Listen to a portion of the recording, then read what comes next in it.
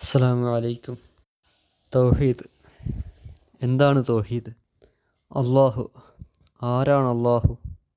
അള്ളാഹു അലമുൻ ലിദാത്തിൽ വാജിബിൽ വുജൂദി അൽ മുസ്തജ്മിഇ ലിജമീഇ സിഫാത്തിൽ കമാൽ. പൂർണ്ണമായ മുഴുവൻ സിഫത്തുകളെയും ഒരുമിച്ച് കൂട്ടിയവനായ, ഉണ്ടാകൽ നിർബന്ധമുള്ളവനായ ഒരു ദാത്തിനിക്കുള്ള പേരാണ് അള്ളാഹു എന്നുള്ളത്. അപ്പോൾ അപൂർണമായ വിശേഷണങ്ങളില്ലാത്തവൻ, പൂർണ്ണത സിദ്ധിച്ചവൻ ഏകൻ, അവൻ അള്ളാഹു. അങ്ങനെയുള്ള അള്ളാഹു അല്ലാതെ വേറെ ആരും ആരാധനക്കർഹൻ ഇല്ല എന്ന് വിശ്വസിക്കലാണ് തൗഹീദ്. അവനെല്ലാം അറിയുന്നവൻ, അവനത്രേ പരമകാരുണികൻ. തൗഹീദ് ഒരുത്തനിൽ ഇല്ലാത്ത പക്ഷം അവൻ്റെ കാര്യം അള്ളാഹുവിൻ്റെ കരങ്ങളിൽ.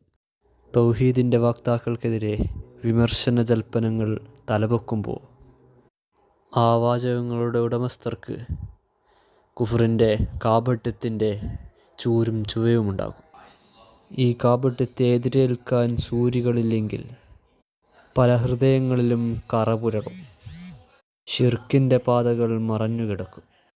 സൂരികളെന്നാൽ തൗഹീദിനെയും ഷിർക്കിനെയും സമഗ്ര പഠന വിധേയമാക്കിയ സമർത്ഥർ.